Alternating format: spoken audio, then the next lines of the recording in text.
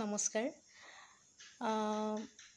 গ্ৰন্থ সভাৰ সঞ্চালক মৃদুল কুমাৰ গগৈ ডাঙৰীয়াৰ লগতে গ্ৰন্থ সভাস নামৰ এই আদৰণীয় গোটটোৰ নেপথ্যত থকা সমূহ কৰ্মকৰ্তালৈ মই মোৰ আন্তৰিক সম্ভাষণ জনাই আজিৰ অনুষ্ঠান আৰম্ভ কৰিব খুজিছোঁ। প্ৰথমে মই ক'ব বিচাৰিম মোক কিয় এই মঞ্চলৈ আমন্ত্ৰণ কৰা হৈছে বা মই কিয় এই মঞ্চলৈ আহিছোঁ। মোক গ্ৰন্থ সভাসৰ তৰফৰ পৰা শিশু সাহিত্যিক হিচাপে শিশু সাহিত্য সম্পৰ্কে কিছু কথা ক'বৰ বাবে আমন্ত্ৰণ কৰিছে আৰু গ্ৰন্থ সভাসলৈ মই মোৰ কৃতজ্ঞতা প্ৰকাশ কৰি তেওঁলোকৰ এই নিমন্ত্ৰণ সাদৰেৰে গ্ৰহণ কৰিছোঁ। অভিজ্ঞতাৰ বতাহে স্পৰ্শ নকৰা চাৰিওফালে দেখা বিস্ময় আৰু কৌতূহলৰ ৰশ্মিৰে এপাহ এপাহকৈ বিকশিত হয় শিশু মন।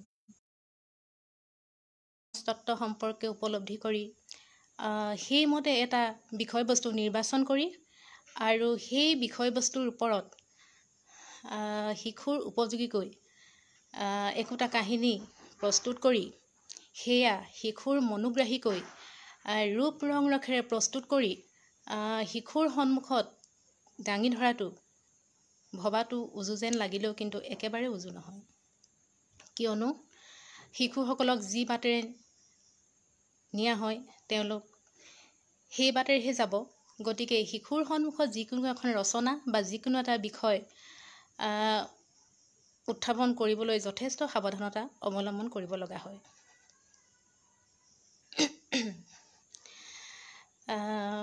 যি কি নহওক, এতিয়া মূল কথালৈ যোৱাৰ আগতে মই ক'ব বিচাৰিম মোৰ লেখা জীৱনৰ আৰম্ভণিৰ কিছু কথা আৰু সকলো সাহিত্যৰ ভিতৰত মই কিয় শিশু সাহিত্যহে লিখিব বিচাৰোঁ বা মই কিয় শিশু সাহিত্য লিখি ভাল পাওঁ এই বিষয়ে কিছু কথা। মই কেতিয়াৰ পৰা লিখিছোঁ বুলি ক'বলৈ হ'লে ক'ব লাগিব মই ক্লাছ 9ত থকাৰ পৰাই লিখিছোঁ। সেই সময়ত আমাৰ অঞ্চলৰ পৰা প্ৰদীপ নামৰ এখন লোকেল আলোচনী ওলাইছিলে যিখনত মই বহুতো গল্প লিখিছিলোঁ। পিছলৈ মই HS ফাৰ্ষ্ট ইয়েৰত থাকোঁতে আকাশবাণী যোৰহাট কেন্দ্ৰৰ পৰা মোৰ যুৱবাণী অনুষ্ঠানত এটা গল্প সম্প্ৰচাৰ হৈছিলে মানিমুনি শাক, আৰু সেই সময়তে মই বিভিন্ন আলোচনীবোৰতো গল্প লিখিছিলোঁ, যেনে গুৱাহাটীৰ পৰা প্ৰকাশিত তৃষ্ণাতুৰ, বিস্ময়, অনুভৱ আদি আলোচনীবোৰত। তদুপৰি দৈনিক বাতৰি কাকত, বিশেষকৈ অসমীয়া প্ৰতিদিন কাকতৰ শনিবৰীয়া এনাজৰী নামৰ এটা শিতানত মই মাজে সময়ে প্ৰবন্ধ লিখিছিলোঁ। আৰু এনেকৈ 2009 চনত মই BA পঢ়া শেষ কৰিছিলোঁ আৰু 2010 চনৰ পৰা মই অসমীয়া খবৰ কাকতত যোৰহাটৰ সংবাদদাতা হিচাপে কৰ্ম নিয়োজিত হৈছিলোঁ।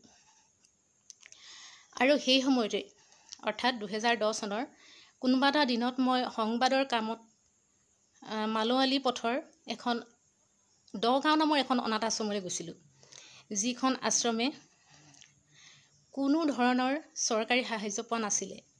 কেৱল মাত্ৰ কেইজনমান মানৱ দৰদী লোকৰ তত্ত্বাৱধানত আৰু কিছুমান অনুষ্ঠান প্ৰতিষ্ঠানৰ দান বৰঙণি সহায় সহযোগত তেওঁলোকে কোনোমতে আশ্ৰমখন চলাই আছিলে। মই আশ্ৰমখনত দেখিছিলোঁ এজাক নিষ্পাপ নিষ্কলুষ অনাথ শিশু, যিবিলাক শিশুৰ মনত নীৰৱে কিছুমান ক্ষুদ্ৰ ক্ষুদ্ৰ হাবিয়াস লুকাই আছিলে আৰু সিহঁতৰ সেই ক্ষুদ্ৰ হাবিয়াসবিলাক পূৰাবলৈকো সিহঁতৰ কাষত কোনো নাছিল। কাৰণ সিহঁত যে অনাথ, সিহঁতৰ আশ্ৰম কৰ্তৃপক্ষই সিহঁতৰ হাবিয়াস পূৰাবলৈ অপাৰগ, কিয়নো তেখেতবিলাকে সিহঁতৰ হাতত এমুঠি অন্ন গুজি দিয়াটোৱে বহুত ডাঙৰ কথা আছিলে। শিশুহঁতক প্ৰশ্ন কৰি মই গম পাইছিলোঁ যে সিহঁতৰ হাবিয়াসবিলাক আছিল তেনেই ক্ষুদ্ৰ, যেনে কোনোটো শিশুৱে বিচাৰে ৰঙা আপেল এটা কামুৰি খাবলৈ হাবিয়াস কৰে। কোনোটো শিশুৱে বিচাৰে দাইল সানি এসাঁজ ভাত খাবলৈ। কিমান ক্ষুদ্ৰ ক্ষুদ্ৰ সিহঁতৰ হাবিয়াসবিলাক। এইবিলাকে মোৰ মনত দুখৰ সঞ্চাৰ কৰিছিলে। আৰু এই শিশুবিলাকেই কেৱল এই আশ্ৰমখনৰ শিশুবিলাকেই নে? আমিতো বাটে ঘাটে ৰেলে বাছে কিমান শিশু দেখোঁ যিবিলাক শিশুৱে হয়তো পিঠিত কিতাপৰ বোজা লৈ স্কুল যাব লাগিছিলে, কিন্তু সিহঁতে হাতত ভঙা বাতি লৈ ভিক্ষা কৰে। কিছুমানে কোনো হোটেলত, কোনো কাৰখানাত বা কোনো মানুহৰ ঘৰত শ্ৰমিক বন কৰা হিচাপে নিয়োজিত হয় পেটৰ তাৰণাত। তদুপৰি আমি দেখোঁ বা প্ৰায়ে বাতৰি কাকতত পৃষ্ঠাত বা নিউজত আমি শুনিবলৈ পাওঁ, ডাষ্টবিনত, ফুটপাথত, পথাৰত পৰিত্যক্ত অৱস্থাত উদ্ধাৰ কৰে একোটা দেৱ শিশু। গতিকে নিষ্পাপ শিশুসকলৰ প্ৰতি কোনো এনেকুৱা অন্যায় দেখিলে কিছুমান কথা মনত যি ক্ষোভ সৃষ্টি হয়, সেইবিলাক চিঞৰি চিঞৰি ক'বলৈ মন যায়। কিন্তু কাক ক'ম? কোনে শুনিব? গতিকে মনৰ ক্ষোভবিলাক প্ৰকাশ কৰাৰ একমাত্ৰ উপায় হৈছে কলম। আৰু মই তেতিয়াই শিশু সাহিত্য লিখাৰ সংকল্প ল'লোঁ। আৰু সেই সময়তে অৰ্থাৎ 2010 চনৰ ডিচেম্বৰ মাহত মোৰ প্ৰথমটো শিশু গল্প আচলতে ডাৱৰৰ দেশত জুমি, ৰীমা আৰু সিহঁত, এই গল্পটো প্ৰকাশ পাইছিলে দৈনিক জনমভূমিৰ মইনা মেলা নামৰ শিশু শিতানটোত। আৰু সেয়াই মোৰ আৰম্ভণি। তাৰ পাছত মই সেই সময়ৰ দৈনিক বাতৰি কাকতসমূহৰ প্ৰায়বিলাক কাকততে প্ৰায় নিয়মীয়াভাৱে শিশু গল্প লিখি গৈছিলোঁ। তদুপৰি শিশু আলোচনী, ৰংমেলা, হিয়াৰ ৰামধেনু এনেধৰণৰ আলোচনীবোৰতো মই লিখিছিলোঁ। আৰু 2011 চনত মোৰ প্ৰথমখন গল্প সংকলন ডাৱৰৰ দেশত জোন এইখন প্ৰকাশ পাইছিল। গুৱাহাটীৰ চিন্তামণি পাব্লিকেশ্যনে প্ৰকাশ কৰিছিলে। মোৰ এইখন ডাৱৰৰ দেশত জোন, এইখনত মোৰ আছে 16টা গল্প। আৰু এই গল্পসমূহৰ দ্বাৰা মই শিশুসকলক বিনোদন দিয়াৰ লগতে তেওঁলোকক বিশেষকৈ আজিৰ শিশুহঁত ক্ৰমান্বয়ে প্ৰকৃতিৰ পৰা আঁতৰি গৈছে, সেইকাৰণে তেওঁলোকক মই প্ৰকৃতিৰ ওচৰ চপাই নিবলৈ চেষ্টা কৰিছিলোঁ। গল্প সংকলনখনত মোৰ 16টা গল্পৰ কিছুমান গল্প আছে। হলৌ উঠিল টকৌ গছত, ৰতনপুৰত জিতু, সুৰ সুৰ বতা চৰাই, সাগৰলৈ বেছি দূৰ নহয়, অকণৰ ঘৰ নগৰত নহয়, ডাৱৰৰ দেশত জোন, শালিকী ৰতৌতৌ, জোনবায়ে বেজি এটি দিয়া, পৃথিৱীৰ পঢ়াশালীত বাবলু, বগলী বগা ফুট দি যা, এনেধৰণৰ। এতিয়া এই গল্প সংকলনখনত থকা মোৰ ৰতনপুৰত জিতু, সেই গল্পটোৰ মই গল্পটো সন্নিৱিষ্ট কৰা কিছুমান কথা ক'ব খুজিছোঁ। আচলতে গল্পটোত মই প্ৰকৃতিৰ এখন মনোৰম ছবিও বৰ্ণনা কৰিছোঁ। যিহেতু বিশেষকৈ নগৰীয়া শিশুসকল প্ৰকৃতিৰ সৌন্দৰ্যৰ পৰা বঞ্চিত। কৈছিলোঁ যে এখন সুবিশাল আকাশ, নীলিম আকাশ, আৰু তলত এখন সুবিশাল সেউজীয়া দুবৰিৰ দলিচা। যি নহওক, তাত জিতু নামৰ অকণমানি ল'ৰা এটিয়ে সপোনত ৰতনপুৰলৈ গৈছিলে। আৰু সি দেখিছিলে ৰতনপুৰত এডৰা উলুৱনিত শিয়াল এটাক বহি থকা দেখিছিলে। আৰু সি শিয়ালটোক উদ্দেশ্যি কৈছিলে যে শিয়াল পণ্ডিত থাক বহি উলুৱনিত, দিনৰ দিনটো ফস্তি মাৰি থাক শুই গাঁতত, ফুট গধূলিতে জোপ লৈ থাক হাঁহৰ গঁড়ালৰ কাষত। তেতিয়া জিতুৰ কথা শুনা মাত্ৰকে শিয়ালটোৱে সেমেকা মাতেৰে কিন্তু বৰ চতুৰভাৱে কৈছিলে, আমি হ'লোঁ তেনেই অবোধ প্ৰাণী, ডাঙৰ জন্তুৰ লগত যুঁজিবলৈ নাই শকতি, গেলা পচা যি পাওঁ তাকেই বুটলি খাওঁ, তথাপিও ধূৰ্ত দগাবাজহে নাম পাওঁ, কেতিয়াবা পিছে বাঢ়ি চোতাল গছকি, হাঁহ ধৰোগৈ গৃহস্থ থাকিলে শুই, তুমিয়েই কোৱা ভাই, পেটত থাকিলে ভোক, আনৰ ভাগৰ কিবাটোত কোনেনো নিদিব মুখ।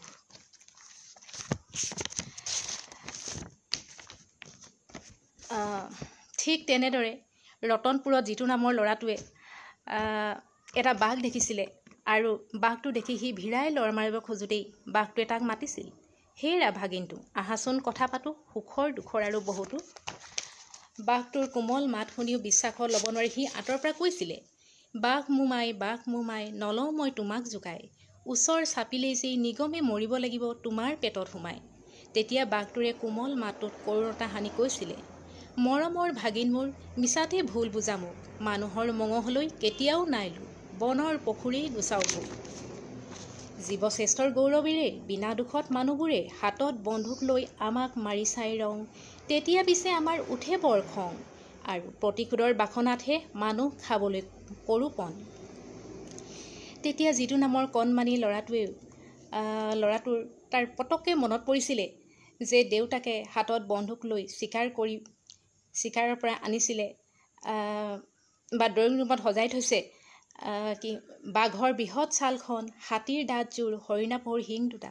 তেতিয়া সি ভাবিছিল, আচলতে বাঘ, সিংহ, হাতী, ভালুকবোৰ আমি ভবাৰ দৰে হিংস্ৰ নহয়, হিংস্ৰ মোৰ দেউতাহঁতৰ নিচিনা অকাৰণত জীৱ জন্তু হত্যা কৰা হত্যাকাৰীহঁতহে। তেনেদৰে সি সেই ৰতনপুৰতে আকৌ দেখিছিলে এটা গজৰাজ। তেতিয়া সি কৈছিল, প্ৰণাম গজৰাজ, তুমিয়ে নেকি অৰণ্যৰ মহাৰাজ? গজৰাজে তেতিয়া মাত মাতিছিল, ময়েই পৃথিৱীৰ ভূগৰ্ভৰ সৰ্ববৃহৎ জীৱ, ময়েই আকৌ হিন্দুৰ ওচৰত গণেশ দেৱতাৰূপে পূজ্য। নিস্বাৰ্থ দৰদী মানুহক মই বৰ ভাল পাওঁ, সুবিধা পালেই ইহঁতক এসেকা দিবলৈ চাওঁ। ধান আৰু বুট মাহ ইয়েই আমাৰ প্ৰিয় নাস্তা, বাটৰ মানুহে আমাক সসন্মানেৰে এৰি দিয়ে ৰাস্তা। ঠিক আছে, তেনেদৰে এই গল্প সংকলনখনত আৰু এটা গল্প আছিলে, পৃথিৱীৰ পঢ়াশালীত বাবলু। তাত এটি 12 বছৰীয়া বাবলু নামৰ ল'ৰাই পঢ়া শুনা নকৰি অনাহকতে হাতত কেটেপা পকেটত বাটলু গুটি লৈ চৰাই মাৰি ঘূৰি ফুৰে। তেতিয়া সি এদিন সপোনত সি নিজেই যিটো চৰাইৰ ঠেং আৰু ডেউকা ভাঙিছিলে, আহত কৰিছিলে, সেই চৰাইটোৱে সপোনত আহি তাক কৈছিল, কান্দি কান্দি কৈছিলে যে উচুপি চৰাইজনীয়ে তাক কৈছিলে, আমি হ'লো নিমাখিত বনৰ চৰাই, ঠোঁটেৰে এই বাঁহ সাজু সজাই পৰাই, কোনোদিনে মানুহৰ নকৰোঁ অন্যায়, কিন্তু কালি মানুহৰ পোৱালীয়ে ভাঙি দিলে মোৰ ঠেং আৰু ডেউকা, চোৱাচোন কৰি দিলে একেবাৰে উৰিব নোৱাৰা।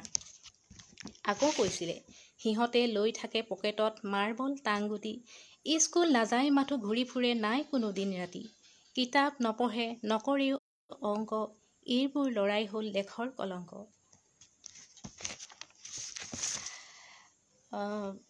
আৰু এই কিতাপখনত মই শিশুহঁতক আৰু এটা জ্ঞান দিব খুজিছিলোঁ যে আমাৰ প্ৰকৃতিৰ এক অবিচ্ছেদ্য অংগ হ'ল চৰাই, আৰু এই চৰাই সম্পৰ্কে জ্ঞান দিব খুজিছিলোঁ। মানে আজিৰ শিশুহঁতে বেছিভাগ চৰাইৰ হয়তো নাম শুনিছে, চিনি নাপায়, বা কিছুমানে হয়তো বেছিভাগ চৰাইৰ নামো শুনা নাই, যেনে সখীয়তী, পাতহিয়া, পাতমাদৈ, বালিমাহী, মৌপিয়া আদি ধৰণৰ চৰাইবোৰ। আৰু মই যিমান পাৰোঁ সিমান প্ৰতিবিধ চৰাইৰ চাল চলন, আকাৰ আকৃতি, ৰং, সিহঁতৰ ঠোঁট কেনেকৈ বাঁহ সাজে আদিবোৰ বৰ্ণনা কৰিবলৈ চেষ্টা কৰিছিলোঁ। যি কি নহওক, 2013 চনত মই মোৰ দ্বিতীয়খন শিশু উপন্যাস লিখিছিলোঁ।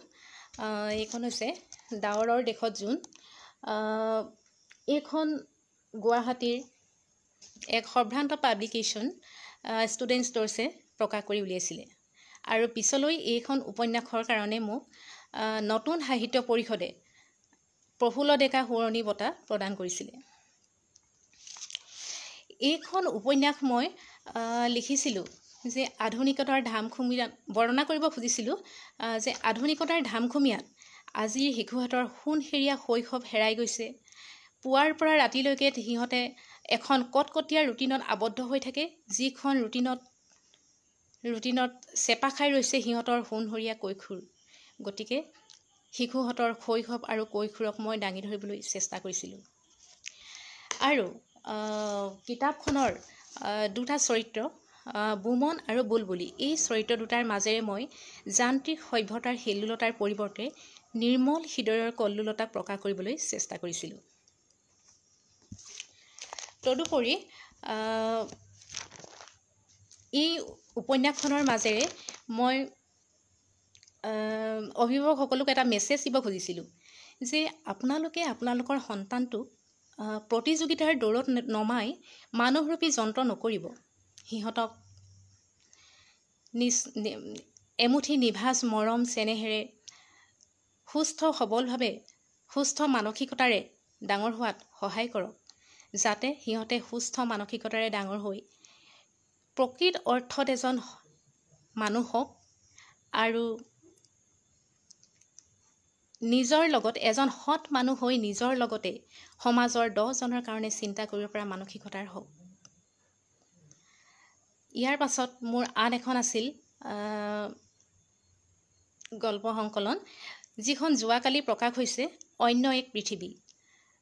সেইখন কালি উন্মোচনী সভালৈ বিশেষ কাৰণত মই যাব নোৱাৰিলোঁ। সেইকাৰণে কিতাপখন এতিয়াও মোৰ হাতত পৰা নাই। তথাপি কিতাপখন অন্য এক পৃথিৱী। এই কিতাপখনত মই বৰ্ণনা কৰিব খুজিছিলোঁ আজিৰ পৰা প্ৰায় 20 বছৰ আগৰ শিশুহঁতে যিখন সহজ সৰল পৃথিৱীত বাস কৰিছিল, তাৰ তুলনাত আজিৰ শিশুহঁতে সঁচাই এক জটিল অন্য এক পৃথিৱীত বাস কৰিছে। আৰু এই জটিল পৃথিৱীখনত অতিষ্ঠ হৈ এই মোৰ কিতাপখনত, শিশু উপন্যাসখনত 4টা ল'ৰা, জিতু, নিতু, দীপু আৰু অপু, সিহঁতে কি কৰিছিল, শান্তিৰ দেশলৈ যাবলৈ সিদ্ধান্ত লৈছিলে। সিহঁতৰ মতে সিহঁত শান্তিৰ দেশলৈ যাব, য'ত সিহঁতৰ নাথাকিব কথাইৰ প্ৰতি মাক দেউতাক নাইবা কাম কৰা বাইৰ বা নানীৰ কৰ্তৃত্ব, মানি চলিব লগা একোখন কটকটীয়া ৰুটিন, নাথাকিব দিনটোৰ অকণো আহৰি নোহোৱা ব্যস্ততা, য'ত থাকিব কেৱল ফুলৰ সুগন্ধি, চৰাইৰ গান, পখিলাৰ নাচোন আৰু মুঠি মুঠি হাঁহিৰ পাপৰি। যি কি নহওক, মই বৰ্তমান আৰু এখন উপন্যাসৰ কাম কৰি আছোঁ। সেইখন উপন্যাসৰ বিষয়বস্তু হ'ল আমাৰ তথাকথিত সমাজখনত বয়োজ্যেষ্ঠ ব্যক্তিসকলক এখন ঘৰৰ আপদ বুলি গণ্য কৰে, যাৰ ফলত আমি প্ৰায়ে দেখিবলৈ পাওঁ ঘৰৰ আপোনজনে ৰাস্তাৰ দাঁতিত অসহায়ভাৱে পেলাই থৈ যায়, আৰু তেনে অৱস্থাত বিভিন্ন NGOসমূহে উদ্ধাৰ কৰি অনাথ বৃদ্ধ আশ্ৰমত থাকিব লগা হয় বা থয়। গতিকে মই এই মোৰ উপন্যাসখনত মই ক'ব খোজোঁ, উপন্যাসখনৰ মাধ্যমেৰে ক'ব খোজোঁ যে এখন ঘৰৰ এই বয়োজ্যেষ্ঠ ব্যক্তিসকল অৰ্থাৎ ককা আইতাহঁত কেতিয়াও এখন ঘৰৰ আপদ নহয়, কিয়নো নাতি নাতিনী আৰু ককা আইতাৰ মাজৰ এই মৰমৰ জৰিডাল খুব মজবুত। ইমান মজবুত যে ককা আইতা আৰু নাতি নাতিনীৰ মাজৰ এই মৰমৰ জৰিডালে আজিৰ প্ৰজন্মক, শিশুহঁতক সুস্থ মানসিকতাৰে ডাঙৰ দীঘল হোৱাত সহায়হে কৰিব। যি কি নহওক, এতিয়া মই ক'ম শিশু সাহিত্য কেনে হোৱা উচিত। শিশু সাহিত্য কেনে হোৱা উচিত বুলি ক'বলৈ হ'লে আমি শিশুহঁতক বয়সভেদে, সিহঁতৰ বয়সৰ স্তৰভেদে আমি শিশু ৰচনাসমূহ ভাগ কৰিব লাগিব। যেনে 3ৰ পৰা 5 বছৰ বয়সৰ শিশু এটা স্তৰ, 6ৰ পৰা 8 বছৰ বয়সৰ শিশু এটা স্তৰ, 9ৰ পৰা 12 বছৰ বয়সৰ শিশুৰ এটা স্তৰ, আৰু 12ৰ পৰা 14 বছৰ বয়সৰ শিশু এটা স্তৰ। তাৰ পাছত শিশুৱে শিশুৰ ডেওনা পাৰ হৈ কৈশোৰত ভৰি দিয়ে। 3ৰ পৰা, এতিয়া মই কওঁ যে 3ৰ পৰা 5 বছৰ বয়সৰ শিশুহঁত, এই বয়সৰ শিশুহঁতৰ মন একেবাৰে ঠুনুকা। সিহঁতৰ পৰিচিত জগতখন সিহঁতৰ কাৰণে পৰিসৰ একেবাৰে ঠেক, মানে সিহঁতৰ যিখন চিনাকি জগতখনৰ পৰিসৰ সিহঁতৰ কাৰণে একেবাৰে ঠেক। গতিকে সিহঁতে কেৱল মই, মোৰ আদি গণ্ডিতে থাকে, মানে খুব আত্মকেন্দ্ৰিক হয়। গতিকে এইটো স্তৰৰ শিশুহঁতৰ কাৰণে এখন ৰচনা প্ৰস্তুত কৰিবলৈ হ'লে সিহঁতৰ চিনাকি বস্তুৰ ভিতৰতে বিষয়বস্তু হ'ব লাগিব। কাৰণ যিমান মনোগ্ৰাহীকৈ কৰিলেও সিহঁতৰ কাৰণে যদি অচিনাকি হয় বিষয়বস্তু, তেতিয়া সিহঁতক কেতিয়াও আকৰ্ষণ নকৰে। গতিকে সিহঁতৰ চিনাকি বিষয়বস্তুৰ ভিতৰত হ'ব লাগিব আৰু যিমান পাৰি সিমান ভাৱ বস্তু বৰ্ণনাশৈলী সিমান কোমল আৰু সহজ সৰল হ'ব লাগিব আৰু শুদ্ধ সচিত্ৰময় হ'ব লাগিব। ঠিক আছে, ইয়াৰ পিছত আহিল 6 বছৰৰ পৰা 8 বছৰৰ শিশু। এইটো ষ্টেজত বা এইটো স্তৰৰ শিশুহঁতে মই মোৰ আদি গণ্ডিৰ পৰা ওলাই আহি সিহঁতে বাহিৰৰ জগতখনৰ লগত পৰিচয় হ'বলৈ চেষ্টা কৰে। গতিকে এইটো স্তৰৰ শিশুহঁতৰ কাৰণে ৰচনা প্ৰস্তুত কৰোঁতে মনোৰঞ্জনধৰ্মী হোৱাৰ লগতে নীতি শিক্ষামূলক হ'ব লাগিব। ৰচনাসমূহত একোটা নীতি শিক্ষা থাকিব লাগিব, কিয়নো শিশুৰ মন এই সময়ত সিহঁতৰ মন খুব কৌতূহলী হৈ থাকে। নজনাক জানিবলৈ সিহঁতৰ দুৰ্বাৰ হেঁপাহ, নেদেখাটো চোৱাৰ দুৰ্বাৰ হেঁপাহ। গতিকে যিমান পাৰি মনোৰঞ্জনৰ লগতে শিক্ষামূলক হ'ব লাগিব, সিহঁতে যাতে প্ৰতিটো ৰচনাতে একোটা শিক্ষা পায়। যিহেতু এইটো বয়স হৈছে সিহঁতৰ জনাৰ বয়স, শিকাৰ বয়স। এতিয়া আহিলে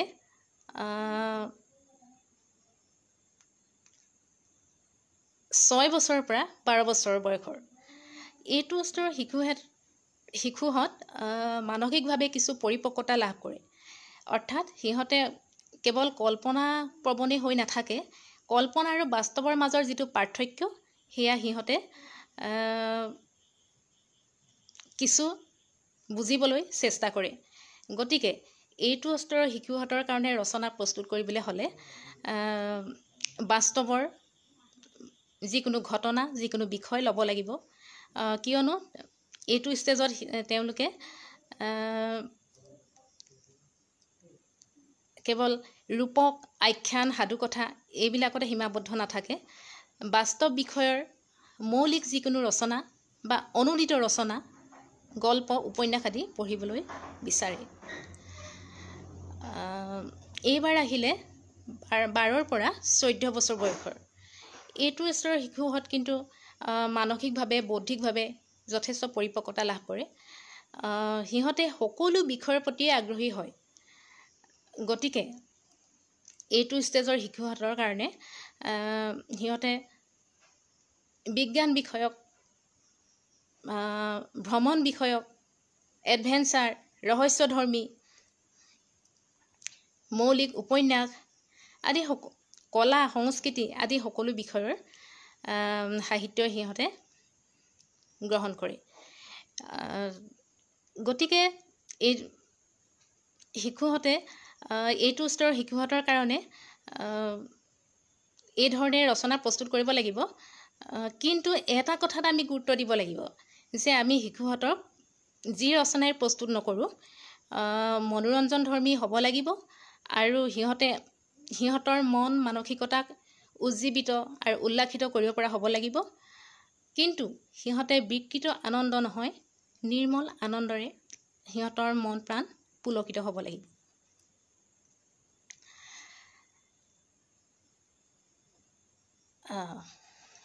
এতিয়া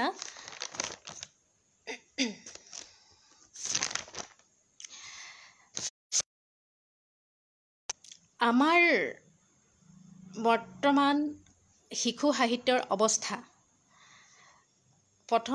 বিশেষকৈ মই আমাৰ অসমীয়া শিশু সাহিত্যৰ কথা কওঁ যে 1911 চনত লক্ষ্মীনাথ বেজবৰুৱাদেৱে যিখন বুঢ়ী আইৰ সাধু লিখিছিল, সেই বুঢ়ী আইৰ সাধুখনে আমাৰ অসমীয়া শিশু সাহিত্যৰ ক্ষেত্ৰত এক নতুন গতি প্ৰদান কৰিছিলে। বৰ্তমান অসমত কিন্তু শিশু সাহিত্য সম্পৰ্কে শিশু সাহিত্যৰ যথেষ্ট কাম হৈছে, নোহোৱা বুলি ক'ব নোৱাৰি। তথাপিও খুব গভীৰ চিন্তা চৰ্চা হৈছে বুলিও ক'ব নোৱাৰি। অৱশ্যে national book trust of India, Assam প্ৰকাশন পৰিষদ আদি কিছুমান প্ৰকাশন প্ৰতিষ্ঠানে শিশু সাহিত্য মৌলিক আৰু অনুবাদ দুয়োটা ক্ষেত্ৰতে প্ৰকাশ কৰাত মনোনিৱেশ কৰিছে, গুৰুত্ব প্ৰদান কৰিছে। বৰ্তমান আমাৰ যিটো এতিয়া ইণ্টাৰনেটৰ যুগ বুলি কোৱা হয়, এই ইণ্টাৰনেটৰ যুগে কিতাপৰ বা গ্ৰন্থৰ জগতলৈ ভাবুকি কঢ়িয়াই আনিছে। গতিকে এই ভাবুকিৰ লগত মোকাবিলা কৰিবৰ কাৰণে আমি কি কৰিব লাগিব যে শিশু সাহিত্যিকসকলে আজিৰ শিশুহঁতে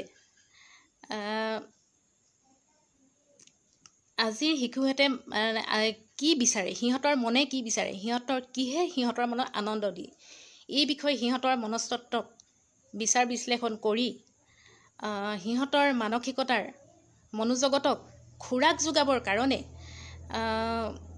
খোৰাক যোগোৱা ধৰণৰ বিভিন্ন বিষয়ৰ ৰচনা লিখিব লাগিব। আৰু সেই লিখিবলৈ প্ৰকাশকসকলে কিন্তু সমানে সহযোগিতা আগবঢ়াব লাগিব, কিয়নো লেখকে লিখিলেই নহ'ব, প্ৰকাশকে প্ৰকাশ কৰিব লাগিব। তেতিয়াহে শিশু সাহিত্যিকসকল, লেখকসকল তেতিয়াহে তিষ্ঠি থাকিব পাৰিব। আৰু লেখকে লিখিলে, প্ৰকাশকে প্ৰকাশ কৰিলে সেয়া হ'লেও নহ'ব, শিশুৰ অভিভাৱকসকলে ক্ৰয় কৰিবও লাগিব। গতিকে যেনেকৈ লেখকক উৎসাহিত কৰিবৰ কাৰণে প্ৰকাশকসকলৰ সহযোগিতা লাগিব, তেনেদৰে অভিভাৱকৰো দায়িত্ব আছে। অভিভাৱকসকলে আজিকালি সততে দেখা যায় যে আমাৰ শিশুহঁতে মোবাইল লেপটপত গেম খেলে, বিভিন্ন গেম খেলাত ব্যস্ত থাকে আজৰি সময়ছোৱা, বা বিভিন্ন ভিডিঅ' গেম ওলাইছে আজিকালি। তদুপৰি টিভিৰ কাৰ্টুন চিৰিয়েলবোৰতো আছেই। গতিকে এইবিলাকত ব্যস্ত থাকে। আৰু অভিভাৱকসকলে তেতিয়া কি কৰিব লাগিব যে তেওঁলোকক এইবিলাকৰ সলনি শিশুৰ হাতত একোখনকৈ কিতাপ তুলি দিয়াৰ চেষ্টা কৰিব লাগিব। আৰু কিতাপ তুলি দিয়াই নহয়, শিশুহঁতে যাতে পঢ়িবলৈ আগ্ৰহী হয়, সেই মানসিকতাও কিন্তু অভিভাৱকসকলেই গঢ়ি তুলিব লাগিব। অত্যাধুনিক খেলনা কিনি দিয়াতকৈ অভিভাৱকসকলে কিতাপ কিনিব লাগিব, যিবিলাক কিতাপ তেওঁলোকেও বিশ্লেষণ কৰিব লাগিব যে কোনবিলাক কিতাপে সিহঁতৰ শিশুৰ মন মগজু পৰিপুষ্ট সাধন কৰিব। সেইমতে কিতাপ কিনি আনি ঘৰত কিতাপ পঢ়াৰ এটা পৰিৱেশ গঢ়ি তুলি শিশুহঁতক কিতাপৰ প্ৰতি আগ্ৰহী কৰিব লাগিব।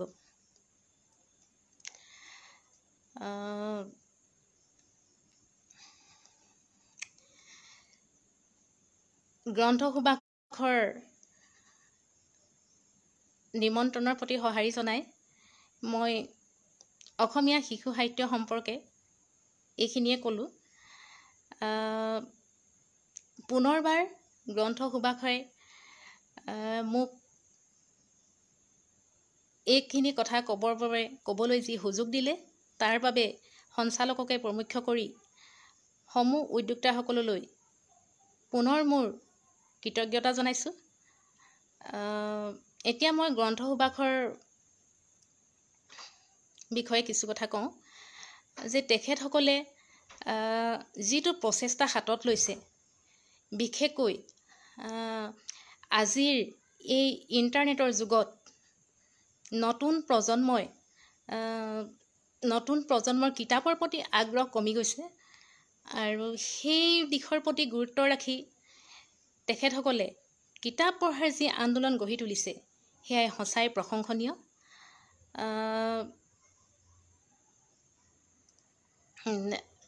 তেওঁলোকৰ এই পদক্ষেপ শলাগ ল'বলগীয়া। আৰু তেওঁলোকে খুব কম দিনৰ ভিতৰতে যথেষ্ট প্ৰচাৰ আৰু প্ৰসাৰতাও লাভ কৰিছে, প্ৰশংসা বুটলিবলৈও সক্ষম হৈছে। তেওঁলোকে বহুতো প্ৰশংসনীয় কাম কৰি আছে, যেনে তেওঁলোকে বিনামূলীয়া কিতাপ বিতৰণো কৰিছে বুলি গম পাইছোঁ।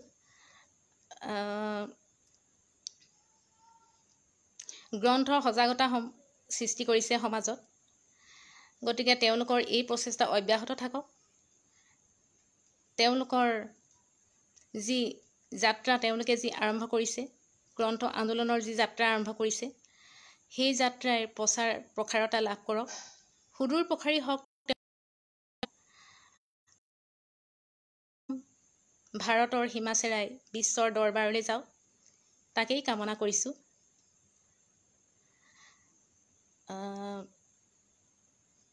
ইয়াৰ পাছত যদি মোক কিবা সুধিব লগা আছে, আপোনালোকে সুধিব পাৰে।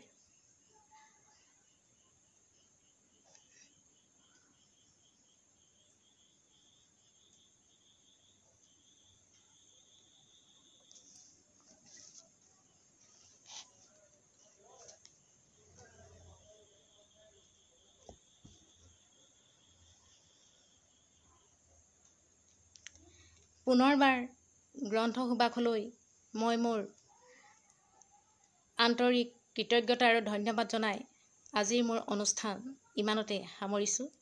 নমস্কাৰ, ধন্যবাদ, শুভৰাত্ৰি।